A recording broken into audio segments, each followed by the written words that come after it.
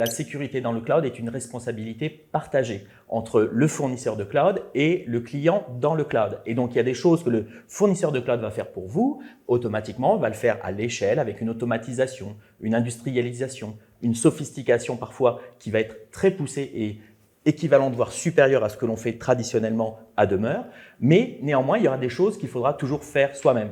Et donc, il est important de bien comprendre où s'arrête la responsabilité de chacun pour ne pas s'imaginer « Ah ben le cloud, c'est merveilleux, c'est magique, c'est plus sécurisé, je l'ai entendu dire, donc ça va marcher tout seul ». Ça n'est pas vrai. Néanmoins, on peut atteindre un niveau de sécurité bien supérieur. Alors, vous voyez là sur le slide un certain nombre de questions qui se posent et c'est exactement cette logique finalement de responsabilité entre le fournisseur de cloud et le client. Évidemment, l'attribution des droits d'accès, c'est toujours au client, au RSSI de gérer cette partie-là.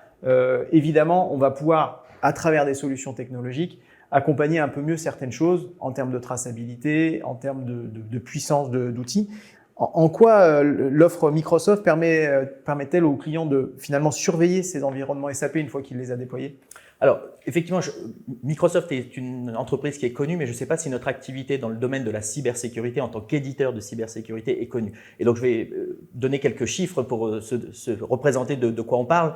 Aujourd'hui, Microsoft investit 4 milliards de dollars par an en recherche et développement sur la cybersécurité. On a 8500 professionnels qui travaillent dans le domaine et qui sont certifiés et on opère 24 heures sur 24. Et donc, nos solutions, bien entendu, vont venir regarder l'ensemble des couches que l'on va mettre en œuvre pour la solution métier dont on parlait tout à l'heure. Au final, quelles données on gère dans un système SAP? C'est les données sans doute les plus importantes de l'entreprise, celles qui doivent être absolument disponibles. Donc, c'est extrêmement important de bien pouvoir se protéger. Et donc, on va offrir des solutions qui vont permettre de surveiller ce qu'il se passe dans le cloud, par exemple le système d'exploitation SUSE, je crois qu'on dit en français, pardon. On va aller regarder ensuite, par exemple, les machines virtuelles, les containers, donc ça c'est des éléments techniques de l'architecture qui aura été déployée. Mais après, on va aller regarder aussi dans la couche applicative SAP. On a 27 cas d'usage qui sont prédéfinis où c'est censé nous mettre la puce à l'oreille. Quelqu'un s'est donné en tant que développeur des droits élevés et il pourrait, s'il était mal intentionné, venir prendre des données RH, des données métiers et donc ça va constituer une alerte qui pourra être utilisée. Et bien entendu, comme on le disait tout à l'heure, on peut aussi faire cette dichotomie entre la donnée qui est chiffrée par défaut dans Azure, mais aussi surchiffrée avec des solutions de SAP de façon à complètement isoler le fournisseur de cloud de la solution. Quand on regarde la définition du cloud, il y a un petit dessin qu'on trouve sur Internet où on voit un garçon qui dit à son papa « C'est quoi le cloud ?» Et le papa répond « C'est des serveurs sous Linux ».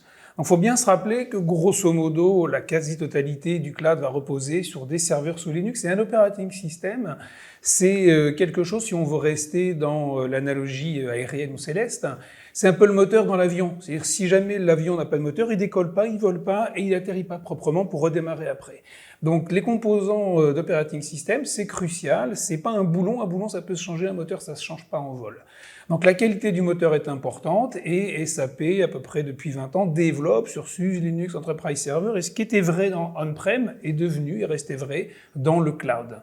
Donc, déjà, ce composant critique important, souvent caché, invisible, il doit être très robuste. Vraiment, c'est un point important. On a pris au fil des années une part de marché très importante pour être l'operating sous-jacent à tout SAP, donc ça crée des grandes responsabilités vis-à-vis des clients, vis-à-vis de l'écosystème, vis-à-vis des nouveaux usages. Donc on a intégré dans le processus de développement même de notre code, des certifications, que ce soit EL4+, ou autre, où déjà on va certifier que la chaîne logistique de production du code, elle est impeccable, elle est auditable, elle est propre, donc c'est ce qui rassure SAP.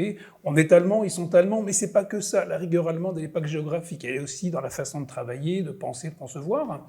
Mais après, on va intégrer les éléments propres de sécurité de SAP, on va automatiser leur antivirus, leurs règles de firewalling, leur encryptage, tout un tas d'éléments qui sont propres à SAP dans le cloud, on va les intégrer au niveau le plus fin, le plus étroit, dans l'operating system. Qu'est-ce que je voulais dire par là? C'est que les éléments de sécurité qui sont liés à l'infrastructure, c'est pas un add-on qu'on rajoute au dernier moment, c'est quelque chose qu'on prévoit longtemps à l'avance, qu'on inclut dans les conceptions même des produits et qu'on délivre de façon très intégrée. Je vais donner un seul exemple, deux, parce que j'aime bien les analogies aériennes. On va parler par exemple de la sécurité de la donnée tout à l'heure. HSR, répliquer de la donnée dans ANA, c'est bien, mais si on réplique de la donnée sans l'automatisation de la bascule des systèmes d'exploitation, les serveurs ils vont repartir avec des données propres et intègres, mais avec un délai qui peut être trop long. Si on a conçu dans l'operating system un système de haute disponibilité qui est complètement appuyé, certifié, validé par SAP depuis 15 ans, on sait que quand on va aller dans le cloud, on va retrouver en hybride ou 100% cloud ou 100% on-prem exactement le même fonctionnement pour une continuité de business. Ça, c'est un élément de sécurité qui s'improvise pas. Puis un operating system, pour reprendre l'analogie, vous avez un avion critique. Comment est-ce qu'on l'alimente en vol? On développe un live patching pour que le Linux qui va piloter les workloads SAP puisse être changé en cours de route s'il y a une attaque de sécurité. On n'arrête pas le système, le live patching, le patching à chaud, c'est l'équivalent de l'alimentation au vol d'un avion radar par un avion qui va le... Ça s'improvise pas, on va pas inventer la procédure au dernier moment, c'est quelque chose qui est testé. Alors, déjà, c'est bien comprendre le modèle de responsabilité dans le millefeuille, en fait, entre ces couches basses, le middleware, la couche applicative, etc. Les différents modèles de déploiement cloud vont avoir une balance et un partage des responsabilités différents entre les acteurs, cloud provider, hyperscaler, fournisseurs de solutions software as a service, donc entre l'infrastructure as a service, les plateformes as a service, les software as a service. On va déporter de plus en plus de responsabilités du côté du cloud provider, mais de toute façon, il y a certaines responsabilités qui restent toujours du côté du client final. On peut parler principalement et en premier des problématiques de gestion des autorisations, du cycle de vie des utilisateurs, donc comment traiter toutes ces problématiques. SAP fournit tout un ensemble de services et de solutions pour traiter l'ensemble de ces problématiques liées au cycle de vie des utilisateurs. Et on va pouvoir s'intégrer avec d'autres mécanismes prévus, par exemple, dans le monde Microsoft. Tout ce qui va être Active Directory, Azure AD, etc. Le but, c'est de pouvoir gérer des mécanismes d'authentification, du single sign-on, pour simplifier la vie des utilisateurs tout en sécurisant l'accès aux applications. Derrière, mettre en place de l'automatisation sur le provisioning, c'est-à-dire créer des comptes utilisateurs, leur assigner les bons droits au bon moment pour faire la bonne tâche. Et ça implique de superviser, encore une fois, cette notion de séparation des tâches, gestion des risques d'accès. Donc là aussi, on propose des solutions qui vont intégrer par défaut des matrices de risques pour aider nos clients à prendre en compte dès le design des processus quelles sont les bonnes règles de séparation des tâches à mettre en place, non seulement dans les ERP de SAP, mais aussi, ce qu'on voit de plus en plus, dans l'ERP connecté avec d'autres applications type Ariba, type SuccessFactors, et pouvoir aussi traiter les risques cross-application, un utilisateur qui va avoir des droits dans l'ERP, dans Ariba, dans SuccessFactors, et pouvoir couvrir ces problématiques-là. Donc ça, c'est un point qui est très important, qui est à prendre en compte dès les phases de design, parce que sinon on part sur un mauvais modèle et revenir en arrière, c'est du redesign, c'est toujours très coûteux en temps, en énergie et en délai. Ce qu'on va proposer aussi, ce sont des outils pour aller comprendre ce qui se passe à l'intérieur des applications SAP. Donc certains outils Microsoft existent. Avec nos outils, on va pouvoir aller encore plus loin, comprendre l'activité, comprendre en temps réel, identifier des signaux faibles, ce que tu disais, qui peuvent être le signe d'un comportement à risque, d'une intrusion ou même d'un début d'erreur humaine qui va pouvoir avoir des impacts et pouvoir intervenir avant d'avoir l'impact de cette erreur ou de cette attaque. Donc, les premières étapes, c'est comprendre ce que les utilisateurs peuvent faire et ne pas faire et avoir de la séparation des tâches. Comme ça, une attaque sur une personne critique va pas entraîner des impacts énormes. Et ensuite, c'est d'être capable de monitorer en temps réel tout ce qui se passe sur son applicatif, donc avec la capacité de mettre dans le processus de monitoring de cybersécurité aussi la couche applicative SAP. Donc, ouvrir la lumière sur la boîte noire de SAP, comprendre ce qui se passe à l'intérieur. Donc, tout ça, on va pouvoir l'équiper, mais il faut aussi que ça fasse partie des réflexions autour des projets. Donc, mettre en place ces processus, comment intégrer la supervision applicative dans le processus de cybersécurité plus global, comprendre les responsabilités de chacun, des outils existent pour pouvoir donner de la visibilité au client final.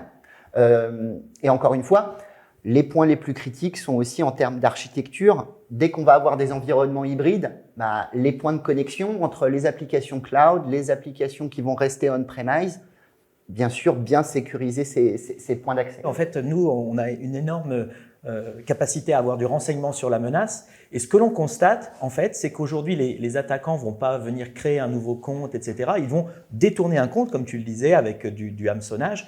Et aujourd'hui, il y a des mesures techniques qui sont faciles à mettre en œuvre et qui doivent être mises non seulement dans le cadre de la migration dont on parle aujourd'hui, mais plus généralement, qui sont liées, par exemple, à de l'authentification forte des utilisateurs.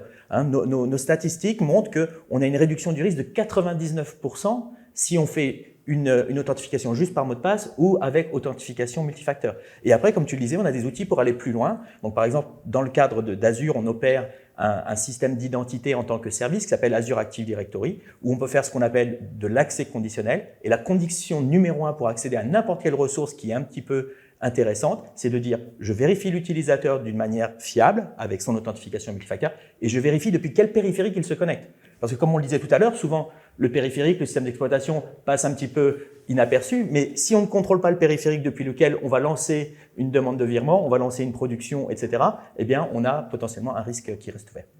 Et ce sont des très bons cas d'usage pour des mécanismes de machine learning. Donc, généralement, c'est directement intégré dans nos solutions. Donc, on n'a pas à réfléchir à créer un algorithme, etc. C'est déjà directement disponible. Et c'est ce qui permet d'identifier les comportements inhabituels. Donc, comparer par rapport à ce que fait d'habitude les utilisateurs. Et quand on détecte quelque chose qui sort de l'habituel, pouvoir le mettre en lumière pour pouvoir déclencher une réponse le plus rapidement possible et limiter l'impact.